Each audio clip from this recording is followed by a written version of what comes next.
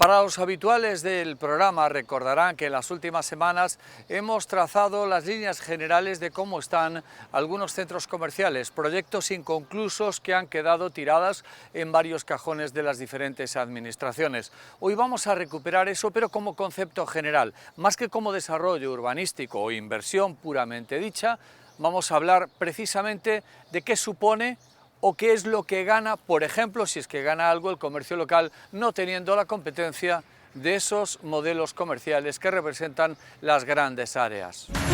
Hace 10 años que tendría que haberse inaugurado el centro comercial de Eroski en Afarixa y las dotaciones que lo circundaban.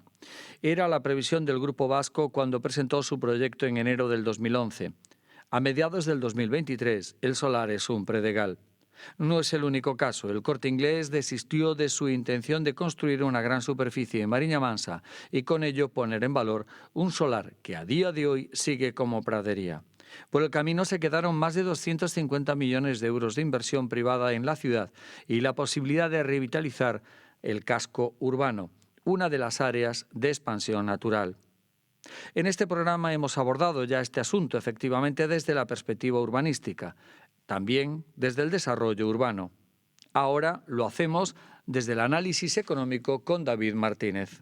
Yo lo que creo es que seguramente lo que está produciendo es que se asocia, se asimila, el asociacionismo de varios grupos dentro del mismo sector a una especie de competitividad, que eso es lo que da muchas veces miedo, sobre todo al pequeño comercio, y es lógico y natural. Pero yo creo que el tema no tiene que ir por ahí, sino, y lo están demostrando las grandes compañías de distribución textil o similares. O sea, yo tengo que agruparme, pero no con un efecto competitivo dentro de mi cuenta de pérdidas y ganancias y mis resultados, sino para las acciones que vamos a hacer, evidentemente solo no las puedes hacer. Entonces, como tú bien decías, si yo quiero atraer a gente al centro, pues si vamos a organizar, por ejemplo, una fiesta, digamos una fiesta de cumpleaños general de niños, pues no lo voy a hacer yo solo, es mejor que lo hagamos en conjunto y traes a esa gente hacia el centro. O si de repente pues queremos a lo mejor poner algún tipo de, en una época, algún tipo de que tape la calle para aligerar las temperaturas o tal, pues lo tendremos que hacer en conjunto. Entonces, yo creo que no hay que ver como esa antigua asociación de centros de compra o de marketplace, sino vamos a hacer asociacionismo, pero para tomar acciones, no tanto vinculada con nuestra actividad del día a día, sino cómo traemos a la gente y cómo competimos en esa concentración que decíamos de centros comerciales, pero a nuestro nivel y en la calle. Si analizamos el histórico de la distribución de centros comerciales y grandes mall, término anglosajón, hace 20-25 años había un mapa en España donde se distribuía todos los centros comerciales que tenían la potencialidad de centros comerciales en cada una de las provincias, no solo en base a la población de la zona, sino en base a la población y movilidad del área. Bien, es cierto que en Orense pues harían todavía falta, daba perfectamente cabida para 2 o 3 más, como mínimo 2 encajarían bastante bien. ¿Qué está pasando? Que cuando estamos viendo que los centros comerciales que hay en otras grandes ciudades, véase Madrid, véase Sevilla, véase Valencia, véase Barcelona, las partes motores, como podrían ser las grandes superficies de distribución, como sean los grandes centros de distribución alimentaria, están abriendo, por ejemplo, otro día una gran cadena de distribución, me parece que abrió 70 y pico supermercados en el centro de la ciudad. Quiere decir que el tema del comercio no es solamente si los centros comerciales son necesarios, sino para qué hacen falta esos centros comerciales. La pregunta que trasladamos ahora es si sin centros comerciales al pequeño comercio le va mejor o qué tiene o debe de hacer el comercio de proximidad para seguir siendo competitivo. Por capacidad de movilidad de gente, los números inicialmente darían que sí. Pero bien es cierto que hace 20 años apostábamos por que las ciudades iban a estar, digamos, las áreas comerciales, que como su propio nombre indica, centros comerciales, o sea, centros donde se establece una serie de comercios, la gente iba a ir hacia ahí. Yo creo que eso es también una idea extraída de otras zonas, como puede ser Estados Unidos, otros países donde la movilidad es diferente, y quedó ahí. Pero realmente, si hace 25 años nos dicen que todo el centro de los comercios iba a estar en el propio núcleo urbano, parecía extraño, pero sin embargo es que es lo que va a ocurrir. La pregunta es, ¿los centros comerciales ahora sí o no? Los centros comerciales sí, porque de hecho se están abriendo centros comerciales en Madrid, centros comerciales en Barcelona. ¿Qué ocurre? Que el centro comercial está dando un vuelco brutal. Me explico. Primero, ha pasado de ser un centro de establecimientos de tiendas de toda la vida, con unos motores que solían ser un cine con multisalas y una gran cadena de distribución alimentaria y de otros productos, y lo que se está viendo ahora es que se está dando un paso tercero al que pasó después de ese, que fue, de eso se convirtieron a grandes centros de ocio. De hecho, si vas a otros centros comerciales del mundo, lo que ves son grandes centros de ocio, donde se llega a incluir incluso piscinas gigantes, circos, otro tipo de establecimientos donde son ocio y entretenimiento. También el centro comercial ha pasado a tener esa fase, ese aspecto de seguridad, ¿no? Tú vas allí con tu familia y es un centro seguro donde hay una vigilancia y no tienes problemas.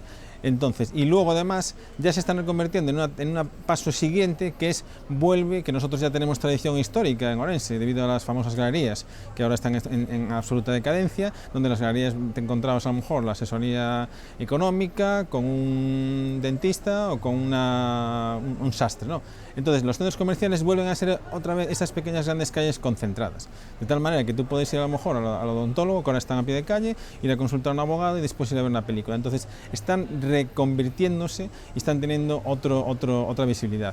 ¿Qué quiere decir esto? Que a lo mejor los nuevos comercios, los nuevos servicios comerciales que se van a desarrollar en este centro comercial pueden ser diferentes. Véase lo que decíamos, ¿no? Un abogado, un economista, un odontólogo, o sea, van a ser centros. ¿Por qué? Porque al final no cabe duda que el centro comercial lo que intenta es concentrar a gente en un espacio reducido un espacio reducido y donde pueda hacer, pues en este caso, ocio, servicios y compras. ¿Qué ocurre? Que yo creo que lo que es el comercio local, el comercio de proximidad, va a existir, o sea, se está viendo pero hay que hacer acciones, tienen que hacer acciones. Tendrán que especializarse, tendrán que dar más sus productos a venta, tendrán que combinar lo que es la venta online con lo que es la venta offline, o sea, tienen que evolucionar. Acaba de darse a conocer la memoria de Cáritas del pasado año 2022. Es habitual que en este programa profundicemos en alguno de los apartados en lo que tiene que ver con los aspectos económicos de la pobreza, del bienestar, de los servicios, las prestaciones y, en definitiva, todo aquello que ponemos al alcance de determinadas capas de la población. Hablemos y escuchemos cosas que tienen que ver con la memoria de Cáritas entonces. Cáritas atendió a casi 11.000 personas en sus programas en las parroquias de Ourense en el año 2022, 1.700 más que el año anterior. La inflación y la guerra de Ucrania condicionaron la recuperación económica el año pasado. Estos son, a grandes trazos, los datos de la memoria de Cáritas y ahora buscamos explicaciones sobre la forma de vida de todas esas personas que habitan en Ourense. Ángel Feijóo es el delegado de Cáritas y así ve él la evolución en los últimos años. Al acabar la pandemia todos presumíamos, ¿no?, que habría como una visión más positiva, como aquello que decíamos todos, vamos a salir mejores, ¿no?, en todos los aspectos. Eso no se refleja realmente. Al salir de la pandemia llega un momento que los precios, por ejemplo, suben una barbaridad, acude muchísima más gente a Cáritas, aquellos elementos que de alguna manera parecían, por ejemplo, el tema del trabajo, que parecía que podía consolidar una vida digna, deja de ser suficiente para tener acceso a las necesidades básicas, la vivienda se encarece una barbaridad. Entonces, lo real es que salimos de la pandemia, sí, salimos de una situación muy complicada, pero económicamente y a nivel, digamos, social y a nivel de márgenes de pobreza salimos más pobres o por lo menos con muchísimas más dificultades, ¿no? Más de 10.000 personas que solicitaron ayuda en sus parroquias y los participantes de alguno de los programas que ofrece la entidad. Son 1.666 más que el año anterior. Una subida que se ve reflejada en los diferentes tipos de necesidades. Esto ha puesto a prueba la capacidad de resistencia y prestación de servicios de Cáritas. Sí, yo diría sobre todo en dos aspectos o en dos necesidades básicas fundamentales. Una, el ámbito de la vivienda, donde la vivienda se ha encarecido, pues, en Orense más de un 60%, y el acceso a la vivienda se ha dificultado muchísimo porque cada vez, por ejemplo, para acceder a un alquiler le piden un permiso de trabajo, un aval bancario, toda una serie de cosas muy dificultosas. Eso por un lado, y por otro lado, el comedor, hemos visto una evolución de gente que acude al comedor con números mucho mayores incluso que la pandemia. Ángel Feijóo dice que cada vez hay menos pobreza oculta porque las demandas crecen y obligan a los necesitados a visibilizar su situación. Yo creo que no se esconde tanto. Es decir, es verdad que se da aquello que hablábamos, que a veces ahí tenemos vecinos que lo están pasando mal y que a veces les cuesta acudir a los servicios sociales o les cuesta acudir a la parroquia o a Cáritas, ¿no? Pero yo creo que eso cada vez menos, ¿no? Cada vez menos a la gente le cuesta acudir a los servicios sociales, también por una razón, porque los servicios sociales para eso están.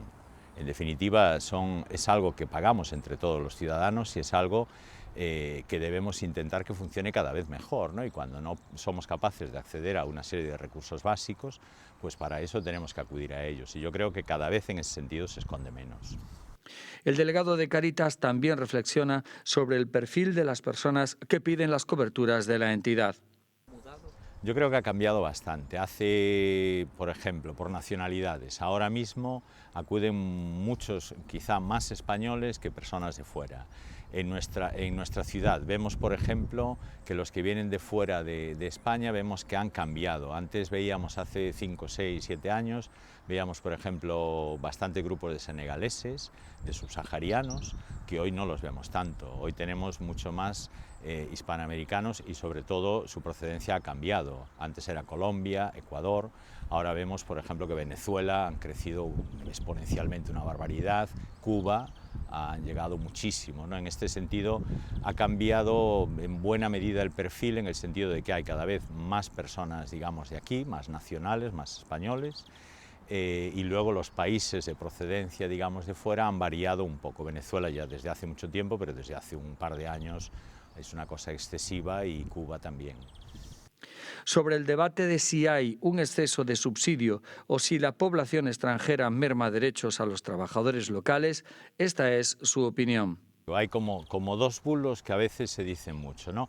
Uno, que es preferible vivir de la asistencia social antes que trabajar, los recursos sociales son muchos y entonces no vale la pena trabajar, y otro, que se atiende más a los de fuera que a los de casa, ¿no? Yo creo que ambos tienen cierto fundamento y ambos tienen algo que no es verdad. Es decir, que se puede vivir de los recursos sociales, porque a veces los recursos sociales están mal administrados. Es decir, si yo estoy en el paro y en el paro cobro, pues imagínate, 600 euros, ¿no? Y me ofrecen la posibilidad de un trabajo de 2 horas y por esas 2 horas voy a cobrar 300 euros en vez de 600, no me compensa trabajar. Entonces, a lo mejor lo que habrá que saber es compaginar los recursos sociales con un posible desempeño laboral. Es decir, pues muy bien, si a mí me pagan por 2 horas de trabajo, imaginemos, por poner cifras, ¿no? 300 euros y en el paro cobro 600, bueno, pues dame 300 por el trabajo y dame 300 del paro. Entonces, lo que hay es que gestionar de una manera adecuada esos recursos sociales. Entonces, ¿puede haber casos así? Los puede haber, porque tal como está organizado el sistema, se presta a ello, ¿no? Eso por un lado. Y luego por otro lado eso que se dice que se ayuda más a los de fuera que a los de casa, eso tampoco es verdad. Es decir, ¿por qué? Porque a veces a una persona que viene de fuera, a un extranjero, hay determinadas cosas a las que no pueden tener acceso. Todos tenemos en la cabeza que faltan, por ejemplo, mucho personal en el ámbito de la hostelería, ¿no? ¿Qué pasa? Hay muchísima gente que viene de fuera que podría trabajar ahí, pero que no tiene permiso de trabajo. Entonces, claro, si impedimos que puedan acceder al ámbito laboral, entonces, claro, es imposible. Es decir, ¿y esto qué genera? Genera cada vez más, entre comillas, una especie de trabajo sumergido.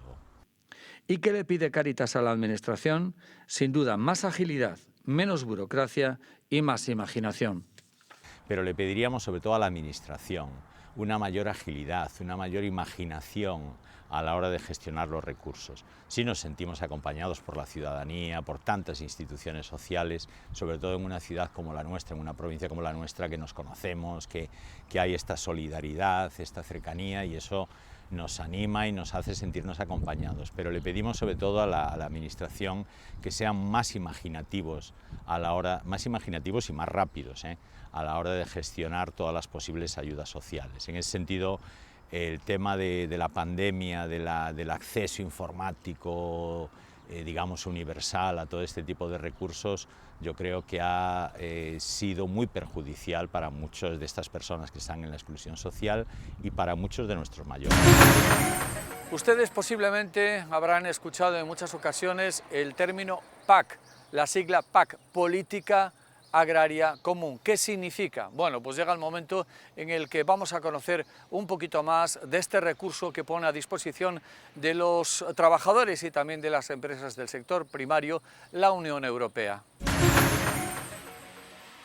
La caída de las ventas de pizarra en territorio nacional preocupan en el sector. Los empresarios afirman que hay déficit de viviendas, pero inmediatamente añaden que apenas se construyen, centrando las reparaciones en el mercado del producto que supone el 26% del Producto Interior Bruto de Valdeorras y que genera aproximadamente 2.500 empleos directos y 10.000 indirectos en Galicia. No existen datos concretos del volumen de este material comercializado en el mercado español, por lo que hay que hablar de unas estimaciones que hace algunos años lo situaban en torno a un 10% del total de las exportaciones y que en la actualidad podrían no diferir excesivamente de un 6%. Son muy diversas las causas que influyen en esta situación, desde la subida de las hipotecas y los intereses que dificultan la venta de viviendas hasta un limitado volumen de producción. Esta escasez de producto, que en un 55% procede de las canteras gallegas, también está afectando a unas exportaciones que parecen haberse estancado en los últimos meses. Así consta en el descenso del 1,1% registrado en la pizarra vendida en el exterior entre enero y abril, respecto a este mismo periodo de 2022. Fueron 154.546 las toneladas exportadas en estos meses, un volumen que supuso una facturación de 132,8 millones de euros, superando en un 18,3% a la del ejercicio anterior, en un aumento provocado por el mayor precio medio. Los principales clientes, Francia y Reino Unido, aumentaron sus importaciones un 8 y un 2% respectivamente. Todo lo contrario sucedió en el tercer destino de la pizarra, Alemania, que la redujo un 23%. Hasta aquí nuestro programa por hoy. Como siempre, muchísimas gracias. Volvemos en 7 días. Feliz semana, amigos.